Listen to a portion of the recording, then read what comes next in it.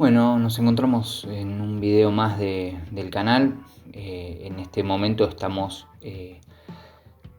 terminando la parte de la unión de mástil y cuerpo del bajo de fibra de vidrio y resina con mástil de aluminio. Como verán en las imágenes, yo ya hice el neck pocket, o sea, la cavidad del mástil adentro del cuerpo, pero no está agarrado, o sea, le faltan los tornillos de sujeción del mástil al cuerpo. Está marcado a dónde está el puente y, ya se hizo el ruteo principal con las medidas y todo. Como verán, le faltan los agujeros al cuerpo. Vamos a calcularlos una vez tengamos los agujeros hechos en el pocket del mástil, ¿no? Y ahí yo hice el agujero con la agujereadora en el aluminio directamente y después rosqué el agujero que había hecho en el aluminio. Ahora, seguramente si hay alguien que trabaja con metales y que rosca metal o que hace este tipo de trabajos, seguramente tenga muchas críticas de cómo hice el trabajo, de cómo estoy, haciendo la hembra de la rosca. Pero bueno, el aluminio, yo trabajo normalmente con bronce para hacer las piezas de los instrumentos. Y no mucho más, en este caso con aluminio porque era el material del mástil, un material diferente al que trabajo normalmente, que es el bronce, con el cual hago las cejillas, eh, los puentes, geles. Y básicamente el aluminio se trabajaba muy fácil, ¿no? Hice los agujeros, las mechas no se empastaban, ¿no? Entonces, bueno, terminé de hacer los agujeros y me puse a hacer el roscado de esos agujeros directamente. Yo sé que para otros procesos hay que ponerle aceites o lubricantes de metal particulares. Como verán, cada vez que sacaba el macho para hacer rosca, lo limpiaba y la verdad que no es que eh, se quedaba empastado el metal en la herramienta, así que básicamente lo vi bien al trabajo y después se pudo meter el tornillo sin ningún problema. Así que eh, el trabajo salió. Yo sé que no está hecho de la mejor manera posible.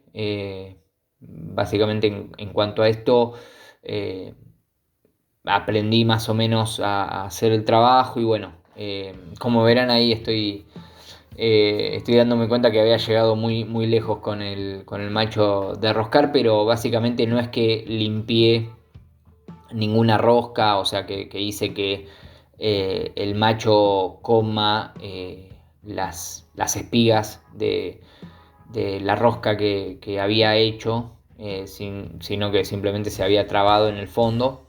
Así que básicamente el laburo estuvo, estuvo bien, o sea, estuvo bien a nivel funcional, ¿no? Las roscas, como verán ahí, los tornillos enganchaban bien, llegaban hasta el fondo, sirvieron para el ancho que necesitaba en la unión. Las medidas las saqué del neck plate que ven ahí, que es de color negro. Lo saqué de eso, básicamente centrando cada agujero en el aluminio y marcándolo y haciéndole un agujero con la agujereadora. No hubo mucho más, mucho más que eso.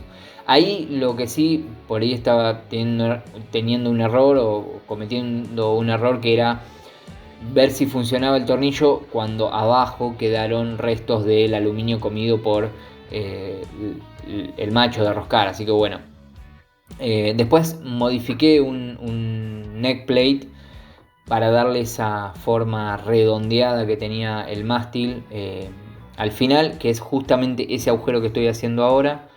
Es lo que modifiqué el neckplate y le tuve que hacer un agujero adicional en ese lugar, que es como que está por afuera de un estándar de un neckplate, pero básicamente también se pudo hacer tranquilamente ese laburo y salió a medida, digamos.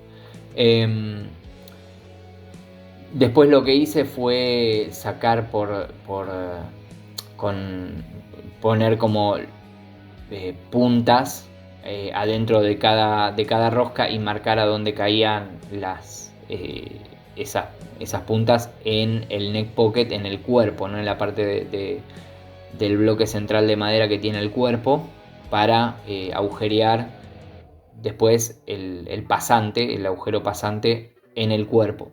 Pero básicamente ahí está el roscado del aluminio. Este paso me llevó bastante tiempo porque la verdad que estaba bastante inseguro de cómo iba a lograrlo o si iba a poder hacerse bien, ¿no? Pero bueno, finalmente con los cálculos correctos se pudo llegar a buen puerto. Después estaba haciendo el agarre de las cuerdas del otro lado, ¿no? Y básicamente, como verán, tenía una primera forma, la pieza. Van a ver que la estoy trabajando ahora y que ahora estoy haciendo vemos la parte donde estoy haciendo los agujeros del mástil, a donde la cuerda va a pasar y se va a amordazar del otro lado en la pieza de bronce.